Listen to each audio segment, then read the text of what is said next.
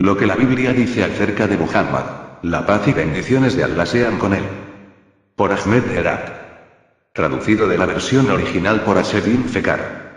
قل أرأيتم إن كان من عند الله وكفرتم به وشهد شاهد من بني إسرائيل على مثله فآمن واستكبرتم إن الله لا يهدي القوم الظالمين. Di, ¿qué os parece?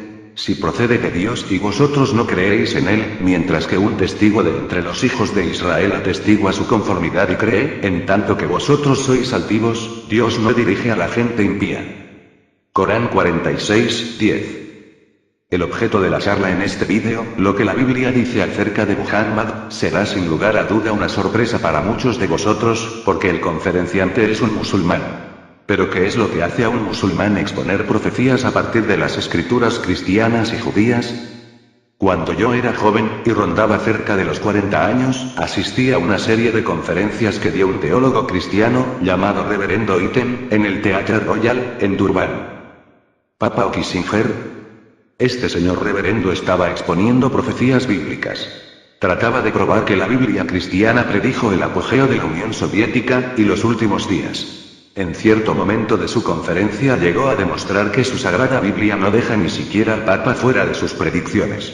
Hablaba lentamente y con vigor para convencer a su audiencia que la bestia 666 mencionada en el libro de la Revelación, el último libro del Nuevo Testamento, era el Papa, el vicario de Cristo en la tierra. No es ético, para nosotros los musulmanes, entrar en controversia entre los católicos y los protestantes. De acuerdo con la última exposición cristiana de la bestia 666 de la Biblia, tal bestia es el Dr. Henry Kissinger. Los estudiosos cristianos son ingenuos e infatigables en sus esfuerzos para probar su causa. Las conferencias de Reverendo Iten me condujeron a preguntar, si la Biblia predijo tantas cosas sin excluir ni siquiera al Papa e Israel, entonces debe tener algo que decir acerca de más grande benefactor de la humanidad, el sagrado profeta Muhammad, la paz y bendiciones de Allah sean con él. Siendo joven me puse a buscar una respuesta. Cura tras cura fui preguntando. Asistí a muchas conferencias y leí toda la documentación relacionada con las profecías bíblicas que cayó en mis manos. Esta noche voy a narrarles una de estas entrevistas con un sacerdote de la Iglesia Reformada holandesa. El 13 afortunado. Fui invitado a Transvaal, una de las provincias de la República de Sudáfrica, para dar una conferencia con ocasión de la celebración de nacimiento del sagrado profeta Muhammad. Sabía que en esta provincia de la República, el lenguaje africano es ampliamente hablado, incluso por mi propio pueblo. Pensé que yo debía pulir mi vocabulario para sentirme un poco como en casa con la gente. Abrí la guía telefónica y empecé a llamar a todas las iglesias de habla africanos. Daba a conocer mi propósito a los curas, que yo estaba interesado en tener un diálogo con ellos, pero todos rehusaron mi petición con excusas 94 amables. El 13 era mi número de suerte. La 13ª llamada me trajo placer y alivio. Un sacerdote, Van Erden, aceptó recibirme en su casa. El sábado por la tarde, así que tenía que ir a Transvaal. Me recibió en su terraza con una bienvenida amistosa. Dijo que, si no me importaba, le gustaría que su suegro, un hombre de 70 años de estado libre, estuviese presente en la discusión. No me importó. Los tres nos sentamos en su biblioteca. ¿Por qué nada? Yo le hice una pregunta. ¿Qué dice la Biblia acerca de Muhammad? Sin dudar me contestó. Nada. Entonces le pregunté, ¿por qué nada? Según su interpretación, la Biblia dice muchísimas cosas acerca del apogeo de la Unión Soviética, acerca de los últimos días, e incluso acerca del Papa de los católicos romanos. Él dijo, sí, pero no expresa nada sobre Muhammad. Yo le pregunté de nuevo, ¿por qué nada? Si este hombre, Muhammad, ha sido capaz de crear una comunidad mundial de millones de creyentes quienes, por su autoridad, creen en 1. El milagroso nacimiento de Jesús. 2. Que Jesús es el Mesías. 3. Que él, con permiso de Dios, resucitaba a los muertos y curaba a los ciegos de nacimiento y a los leprosos. Como este libro, la Biblia, no dice nada acerca de este gran líder de hombres que hablan también de Jesús y de su madre María. El viejo del Estado Libre contestó, hijo mío, yo he leído la Biblia durante 50 años, y si hubiera alguna mención de él, lo sabría. No por nombre. Yo le pregunté, según usted, ¿acaso no hay centenares de profecías relacionadas con la venida de Jesús en el Antiguo Testamento? El cura afirmó, no centenares, miles. Yo dije, no voy a discutir las 1001 profecías del Antiguo Testamento relacionadas con la venida de Jesucristo, porque el mundo islámico entero ya lo había aceptado sin el testimonio de la profecía bíblica.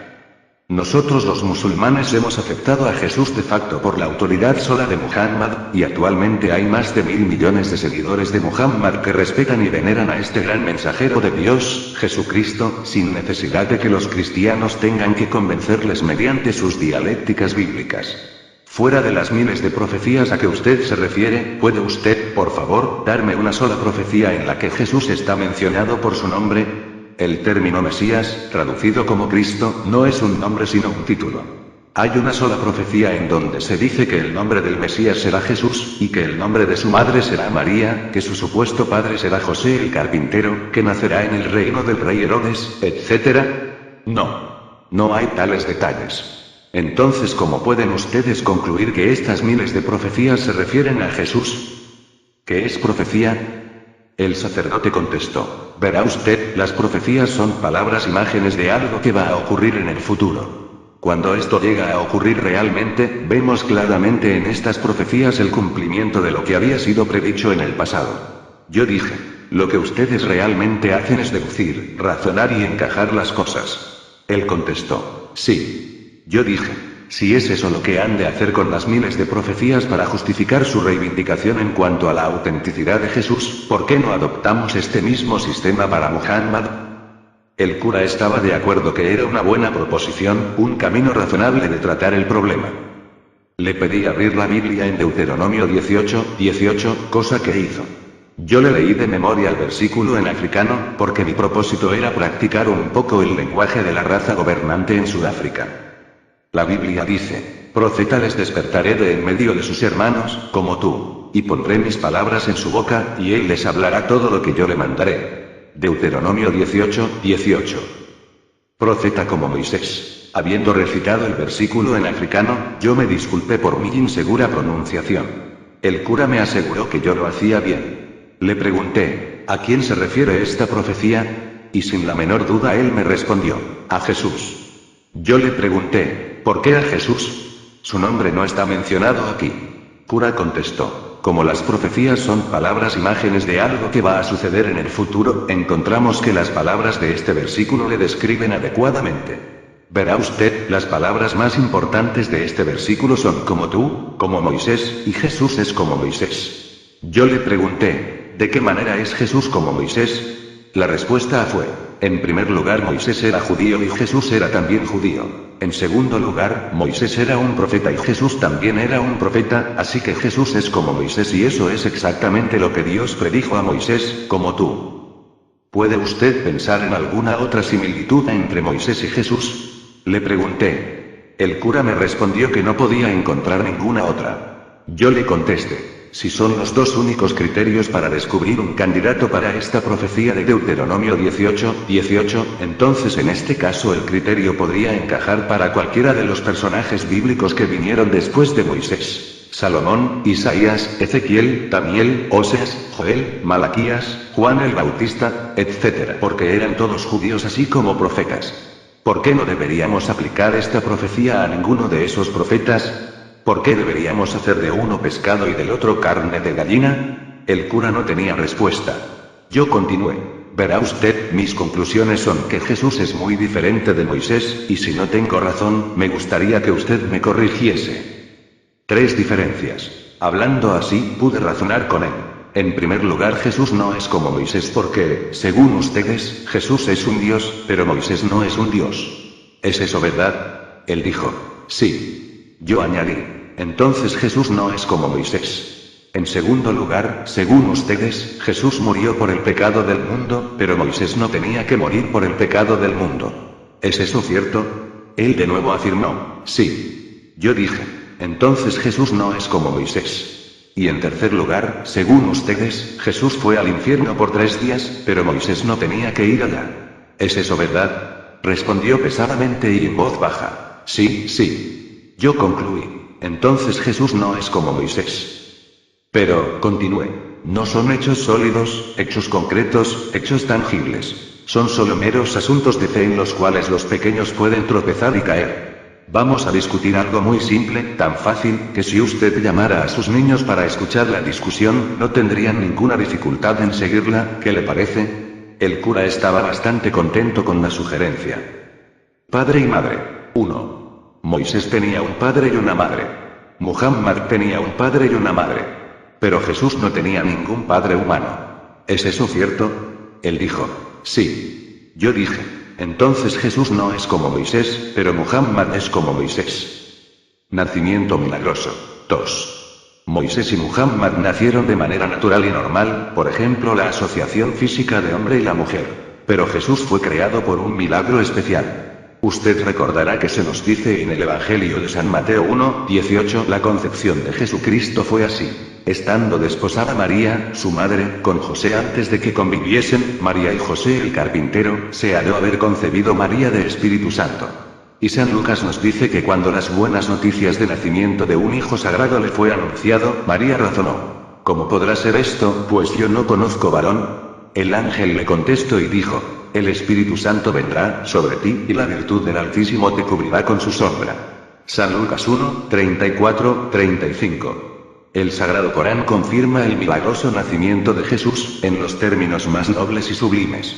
En respuesta a su lógica pregunta, قالت رب أنى يكون لي ولد ولم يمسسني بشر قال كذلك الله يخلق ما يشاء إذا قضى أمرا فإنما يقول له كن فيكون. Dijo ella, Señor, ¿cómo puedo tener un hijo, si no me ha tocado mortal? Dijo el Espíritu, así será. Allah crea lo que Él quiere. Cuando decide algo, le dice tan solo, sé. Y es. Corán 3:47. Dios no necesita plantar una semilla en hombre o animal. Solo lo desea, y su deseo se convierte en ser. Esta es la concepción musulmana de nacimiento de Jesús.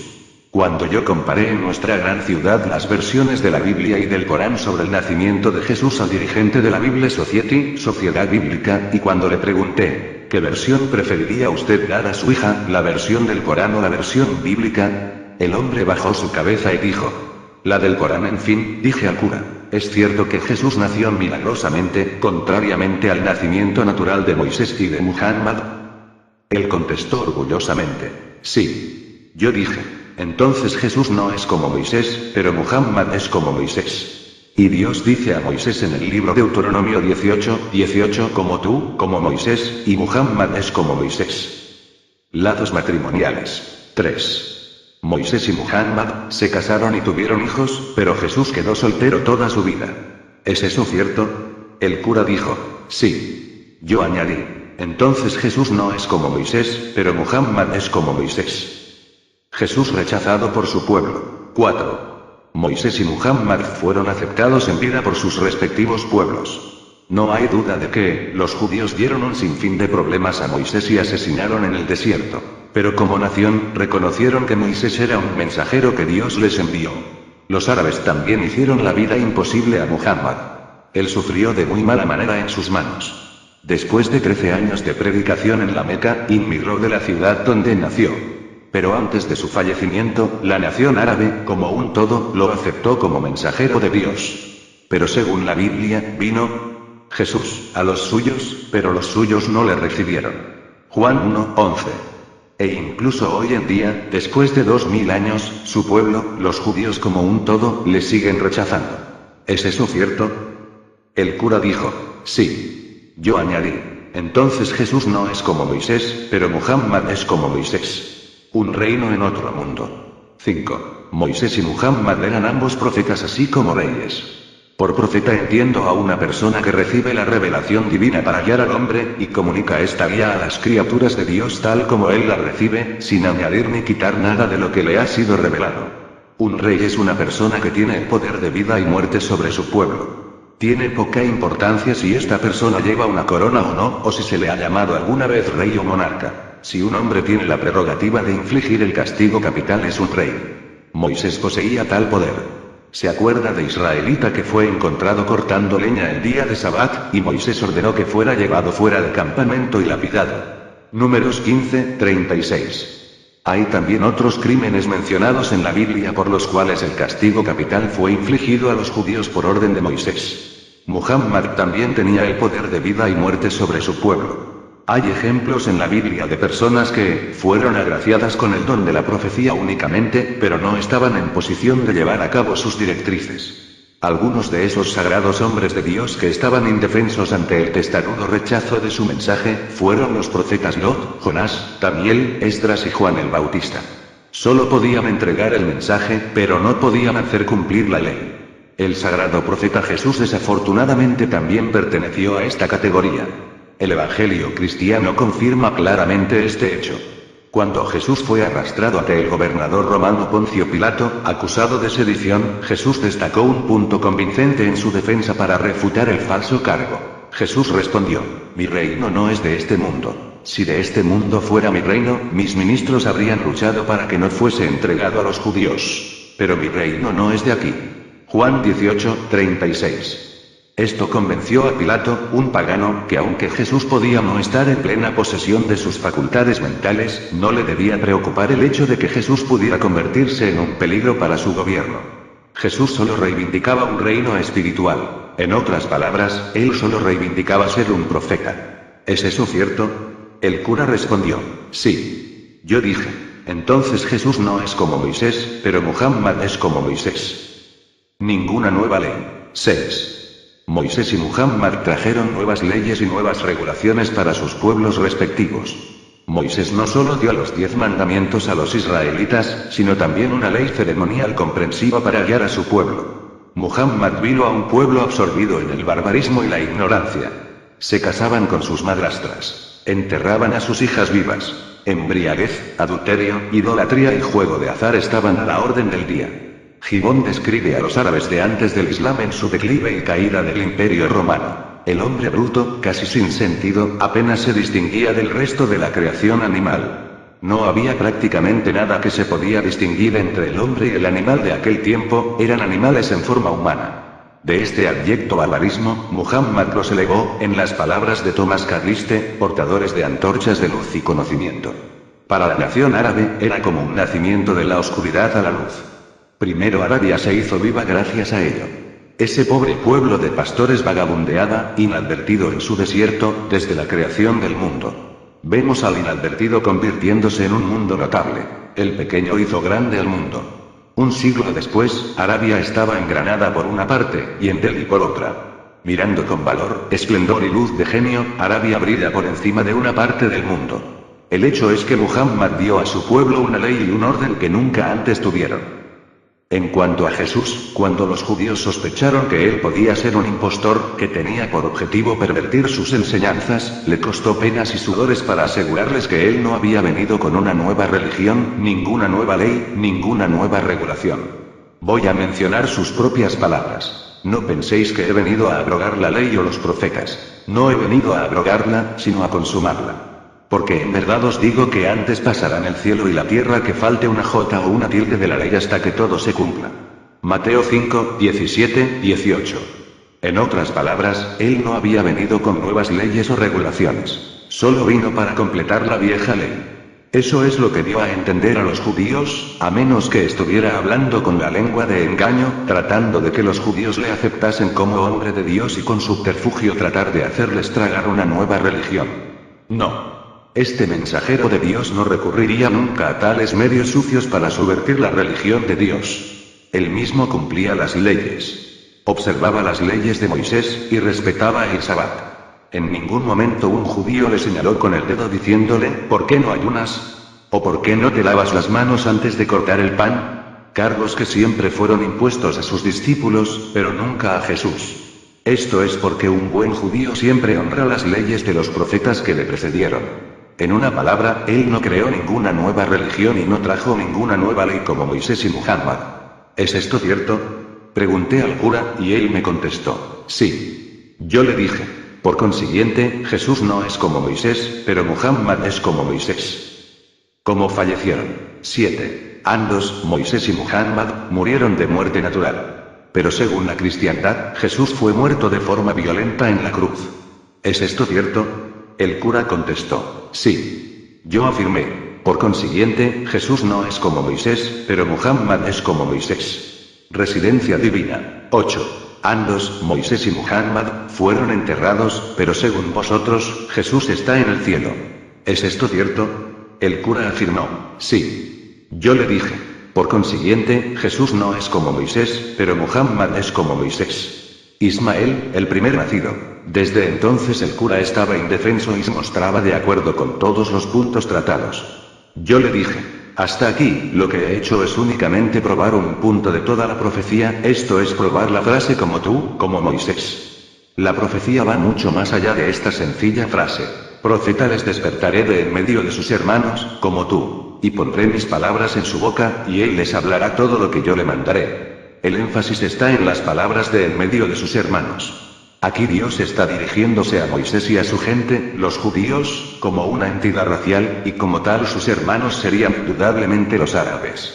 Observe usted que la Sagrada Biblia habla de Abraham como el amigo de Dios. Abraham tuvo dos mujeres, Sara y Agar. Agar le dio a Abraham un hijo, su primer nacido, parió Agar a Abraham un hijo, y le dio a Abraham el nombre de Ismael.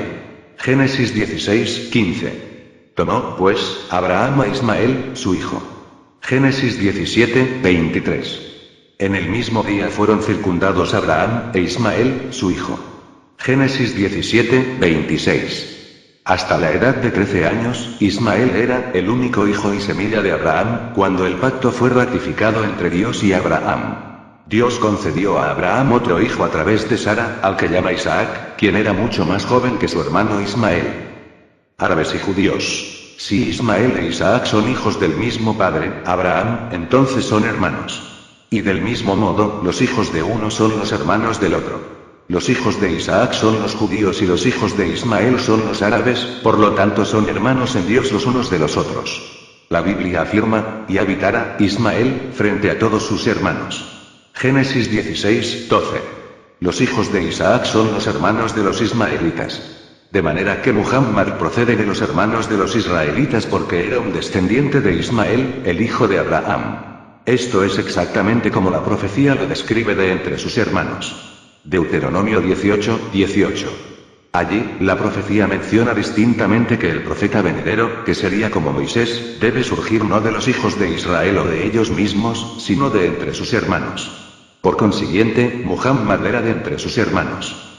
Palabras en la boca. La profecía prosigue. Pondré en su boca mis palabras. ¿Qué significa pondré en su boca mis palabras? Verá usted, al principio, cuando yo le pedí abrir Deuteronomio 18:18, si le pedí que lo leyera, y usted lo hubiese leído estaría poniendo mis palabras en su boca. El cura contestó, no. Pero, continué, si yo tuviera que enseñarle un lenguaje como el árabe, de que usted no tiene conocimiento, y si yo le pidiese leer o repetir después de que yo lo pronunciase, por ejemplo. Di, Él es Alá el uno y único. Alá, el eterno absoluto. No engendra, ni fue engendrado.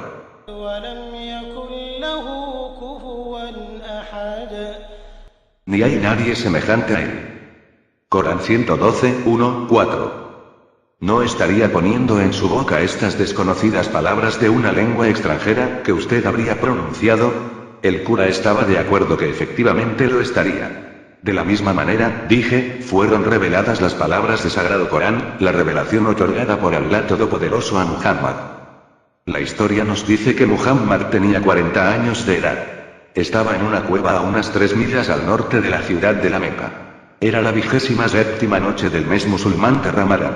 En la cueva, el arcángel Jibril, Gabriel, le ordenó en su lengua nativa, Iqra. ¿Qué significa lee? O proclama. O recita.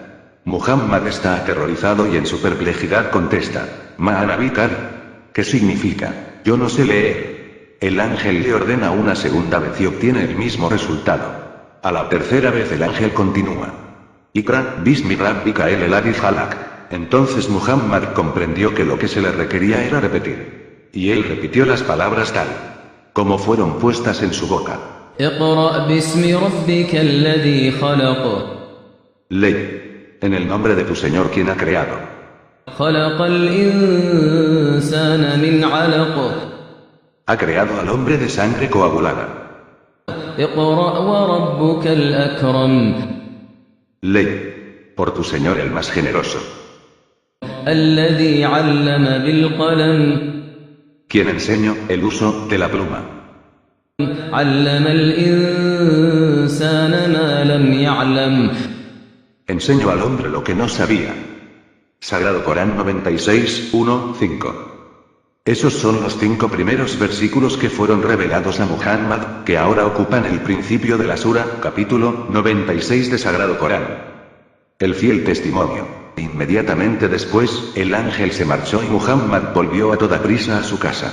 Aterrorizado y con todo el cuerpo bañado en sudor, pidió a su amada esposa Jadilla que le tapara. Se acostó y ella le veló. Cuando recuperó su serenidad, le explicó lo que había visto y oído. Ella le aseguró que tenía fe en él, y que Alá no permitiría que le ocurriese nada malo. ¿Son estas las confesiones de un impostor? Confesarían los impostores que cuando un ángel del Señor les confronta con un mensaje desde lo alto, se afligen aterrorizados por el miedo, y con su cuerpo bañado en sudor, corren a casa en busca de sus esposas. Cualquier crítico puede ver que estas reacciones y confesiones son de un hombre sincero y honesto, el hombre de la verdad, Al-Amin, el honesto, el recto, el veraz. Durante los próximos 23 años de vida profética, las palabras fueron puestas en su boca, y él las profería.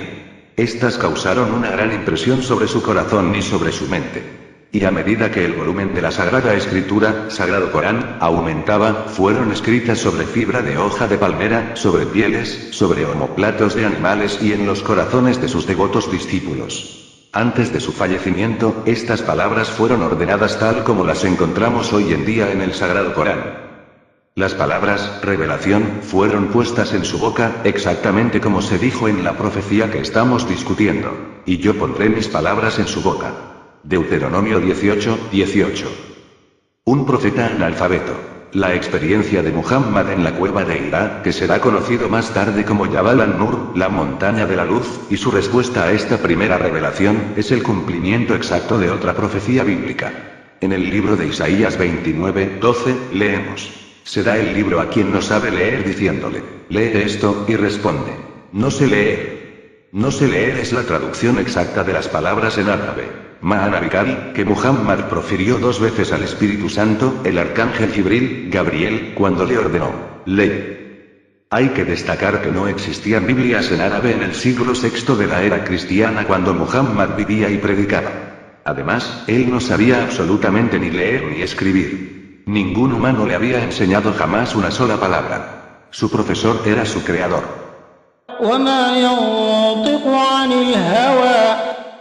No habla por propio impulso.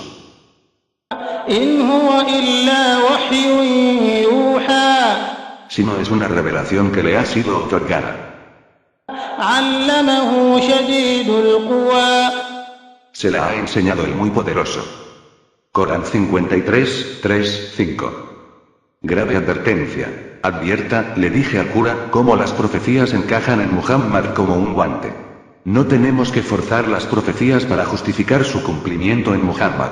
El cura replicó, todas vuestras exposiciones suenan muy bien, pero no son realmente importantes, porque nosotros los cristianos tenemos a Jesucristo, el Dios encarnado, que nos ha rescatado de la esclavitud de pecado.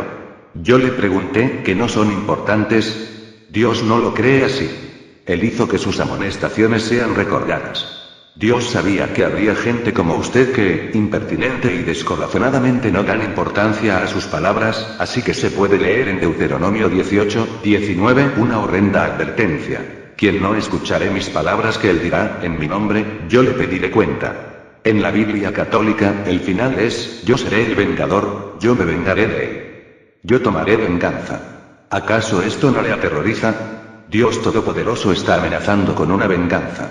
Tiembla nuestro cuerpo si algún rufián nos amenaza, sin embargo ustedes no tienen miedo de las amonestaciones de Dios. Milagro de los milagros. En el versículo 19 de Deuteronomio, capítulo 18, tenemos un cumplimiento más de la profecía en Muhammad. Nótese las palabras. Mis palabras que él dirá en mi nombre. ¿En nombre de quién está hablando Muhammad? Yo abrí el Sagrado Corán en el último capítulo, el 114, Surat An-Nas, la gente, y le enseñé la frase al principio del mismo. Bismillahirrahmanirrahim. Y cuyo significado es: en el nombre de Alá, Dios, el Clementísimo, el Misericordiosísimo. Y el encabezamiento de capítulo 113. Bismillahirrahmanirrahim. Y cuyo significado es: en el nombre de Alá, Dios, el Clementísimo, el Misericordiosísimo. Y todas las demás surat o capítulos, contando hacia atrás, hasta la primera, 112, 111, 110, tenían la misma formulación y el mismo significado en cada página. Yo empecé por estas, ya que las suras del final son cortas y tienen cerca de una página cada una. ¿Y qué pide la profecía? Que él dirá en mi nombre, y en nombre de quién habla Muhammad. En el nombre de Alá, Dios, el Clementísimo, el Misericordiosísimo.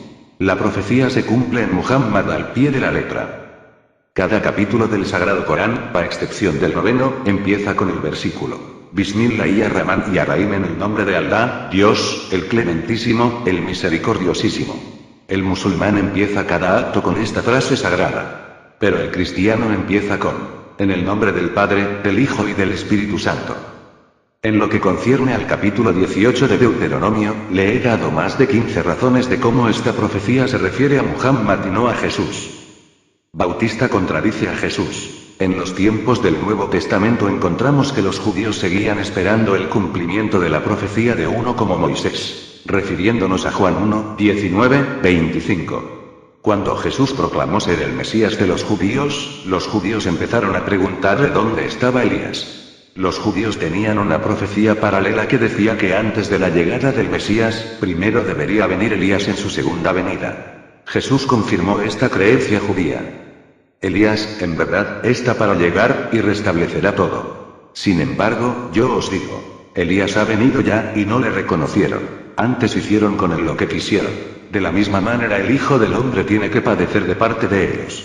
Entonces entendieron los discípulos que les hablaba de Juan el Bautista. Mateo 17, 11, 13. Según el Nuevo Testamento, los judíos no eran los únicos que se tragaron las palabras de quien podría ser el Mesías. En sus investigaciones sufrieron intensas dificultades para encontrar su verdadero Mesías. Y es lo que el Evangelio de Juan confirma. Este es el testimonio de Juan, el Bautista, cuando los judíos, desde Jerusalén, le enviaron sacerdotes y levitas para preguntarle: ¿tú, quién eres? Él confesó y no negó, confesó: no soy yo el Mesías. Esto era solamente natural porque no puede haber dos Mesías a la vez. Si Jesús era el Cristo, entonces Juan no podía ser el Cristo. Le preguntaron: entonces, ¿qué? ¿Eres Elías? Él dijo: no soy. Aquí Juan el Bautista contradice a Jesús. Jesús dice que Juan es Elías y Juan niega lo que Jesús le atribuye ser. Uno de los dos, Juan o Jesús, no dice la verdad. Dios prohíbe terminantemente no decir la verdad. En el testimonio de Jesús mismo, Juan el Bautista era el más grande de los profetas de Israel. En verdad os digo que entre los nacidos de mujer no ha aparecido uno más grande que Juan el Bautista. Mateo 11, 1, L. Nosotros los musulmanes conocemos a Juan el Bautista como Yahía, la paz sea con él.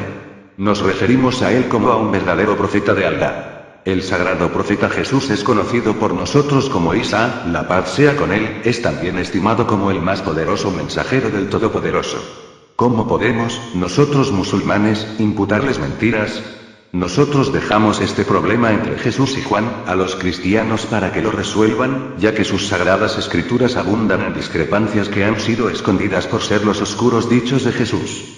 Nosotros los musulmanes estamos realmente interesados en la última pregunta hecha a Juan el Bautista por la élite judía: ¿eres el profeta? Y contesto: no. Juan 1, 21.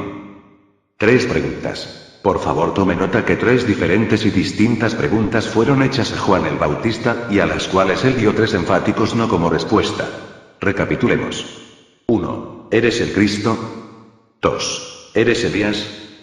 3. ¿Eres el profeta? Pero los sabios de la cristiandad, de alguna manera, solo vieron 2 preguntas implicadas aquí. Para dejar claro que los judíos definitivamente tenían 3 profecías distintas en sus mentes, cuando interrogaban a Juan el Bautista, vamos a leer el desacuerdo de los judíos en los versículos siguientes. Y le preguntaron diciendo: pues ¿por qué bautizas, si no eres el Mesías, ni Elías, ni el profeta? Juan 1, 25. Los judíos estaban esperando el cumplimiento de 3 distintas profecías. 1. La llegada de Cristo.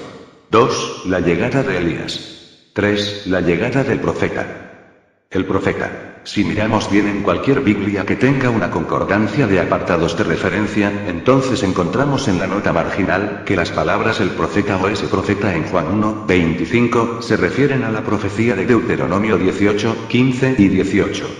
Ese profeta, el profeta como Moisés, como tú. Queda probada, más que suficiente, la evidencia que la profecía se refería a Muhammad y no a Jesús. Nosotros los musulmanes no negamos que Jesús era el Mesías, dicha palabra es traducida como Cristo. No estamos disputando las 1001 profecías que los cristianos reclaman que abundan en el Antiguo Testamento prediciendo la llegada de Mesías. Lo que nosotros decimos es que Deuteronomio 18, 18 no se refiere a Jesús, sino que es una profecía explícita acerca del sagrado profeta Muhammad. El cura, con mucha educación, compartió conmigo el hecho de que era una discusión muy interesante y que le gustaría que fuera un día para dar una conferencia a su congregación acerca de este asunto. Pasaron 10 años y medio desde entonces, pero yo sigo esperando este privilegio. Creo que el cura era sincero cuando hizo la oferta, pero los prejuicios matan de mala manera a las personas. ¿Y quién quiere perder a sus ovejas? El test del ácido. A los corderos de Cristo yo digo, ¿por qué no aplicar ese test del ácido, que el maestro mismo quiso que aplicasen, a cualquiera que autoproclamara tener una profecía? Él había dicho, por sus frutos los conoceréis. ¿Por ventura se cogen racimos de los espinos o higos de los abrojos? Todo árbol bueno da buenos frutos, y todo árbol malo da frutos malos, por los frutos, pues, los conoceréis. Mateo 7, 16, 20. ¿Por qué tienen miedo de aplicar este test a las enseñanzas de Muhammad? Encontrarán en el último testamento de Dios, el Sagrado Corán, el verdadero cumplimiento de las enseñanzas de Moisés y de Jesús, que traerán al mundo la felicidad y la paz que tanto se necesitan. Si un hombre como Muhammad tuviera que asumir la dictadura del mundo moderno, lograría solventar sus problemas y le traería la felicidad y la paz necesitadas. George Bernard Shaw. El más grande. La revista semanal Time, con fecha del 15 de julio de 1974, llevó a cabo una selección de opiniones de varios historiadores, escritores, militares, hombres de negocios y otros, sobre el tema. ¿Quiénes eran los grandes líderes de la historia? Algunos dijeron que era Hitler. Otros dijeron Gandhi, Buda, Lincoln y similares. Pero Jules Maserman, un psicoanalista de los Estados Unidos, puso las normas, dando los criterios correctos sobre los cuales habría que basarse para emitir un juicio. Dijo, los líderes deben cumplir 3 funciones. 1. Proveer los medios para el bienestar de su comunidad. 2. Proveer una organización social en que la gente se sentiría relativamente segura. Y 3. Proveerles de un conjunto de creencias. Con los 3 criterios mencionados arriba, él investigó la historia y analizó a Hitler, Pasteur, César, Moisés, Confucio y muchos más, y finalmente concluyó. Gente como Pasteur y Salk son líderes en el primer sentido.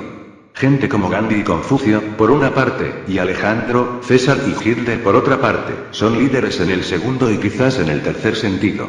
Jesús y Buda pertenecen a la tercera categoría solo. Quizás el líder más grande de todos los tiempos era Muhammad, quien combinó todas las 3 funciones. En un grado menor, Moisés hizo lo mismo. De acuerdo con la objetividad de las normas establecidas por el profesor de la Universidad de Chicago, que creo que era judío, Jesús y Buda no tienen lugar en la imagen de los grandes líderes de la humanidad. Pero por una extraña coincidencia, agrupa a Muhammad y a Moisés juntos, lo que añade más peso al argumento que Jesús no es como Moisés, pero Muhammad sí es como Moisés. Deuteronomio 18, 18 como tú, como Moisés.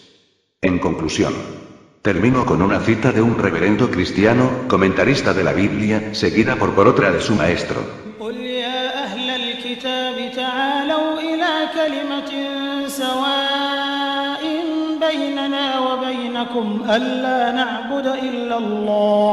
ألا نعبد إلا الله ولا نشرك به شيئا ولا يتخذ بعضنا بعضا أربابا من دون الله فإن تولوا فقولوا اشهدوا بأننا مسلمون. Di, gente ve, la escritura. Convengamos en una fórmula aceptable a nosotros y a vosotros, según la cual no serviremos sino a Alá, Dios, no le asociaremos nada y no tomaremos a nadie de entre nosotros como Señor fuera de Alá, Dios. Y si vuelven la espalda, decid sed testigos de nuestra sumisión a Dios. Sagrado Corán 3:64. El último criterio de un verdadero profeta es el carácter moral de sus enseñanzas. Profesor Dumelow. Por sus frutos les reconoceréis. Jesucristo. Permítanos razonar juntos. Gente de la Escritura es el título respetable dado a los cristianos y a los judíos en el Sagrado Corán. Aquí, Dios ordena a los musulmanes invitar a la gente de la Escritura. Gente que reclaman ser los receptores de la revelación divina, de una Sagrada Escritura. Juntémonos todos sobre una sola plataforma que no serviremos sino a Alá, Dios, porque nadie, sino Alá, es merecedor de adoración, no porque, yo soy Yahvé, tu Dios, un Dios celoso, que castiga en los hijos las iniquidades de los padres hasta la tercera y la cuarta generación de los que me odian. Éxodo 20:5, sino porque Él es nuestro Señor y nuestro apreciado, nuestro sustentador y nuestro protector, merecedor de toda alabanza, adoración y devoción. En teoría, los cristianos y los judíos aceptarían las tres proposiciones contenidas en el versículo del Corán. En la práctica fracasan. Aparte de lapsus doctrinales de la unidad de un Dios verdadero, Allah subhanahu wa ta'ala, queda la pregunta de un sacerdocio consagrado. Entre los judíos era hereditario también, como si un mero ser humano, rabino, papa, sacerdote o brahma, pudiese pretender tener la superioridad por sus enseñanzas y la pureza de su vida, o pudiese ser intermediario entre el hombre y Dios en un sentido especial. El Islam no reconoce el sacerdocio. El credo del Islam nos es dado aquí en pocas palabras. قولوا آمنا بالله وما أنزل إلينا وما أنزل إلى إبراهيم وإسماعيل وإسحاق ويعقوب والأسباط وما أوتي موسى وعيسى وما أوتي النبيون من ربهم لا نفرق بين أحد منهم ونحن له مسلمون. Creemos en Alá, Dios, y en lo que se nos ha revelado, en lo que se reveló a Abraham, Ismael, Isaac, Jacob y las tribus, en lo que Moisés, Jesús y los profetas recibieron de su Señor. No hacemos distinción entre ninguno de ellos y nos sometemos a él, en el Islam. Sagrado Corán 2:136. La posición de musulmán es clara. El musulmán no pretende tener una peculiar religión para sí mismo. El Islam no es una secta ni una religión étnica. A sus ojos, toda la religión es una, ya que la verdad es una. Era la misma religión predicada por todos los anteriores profetas.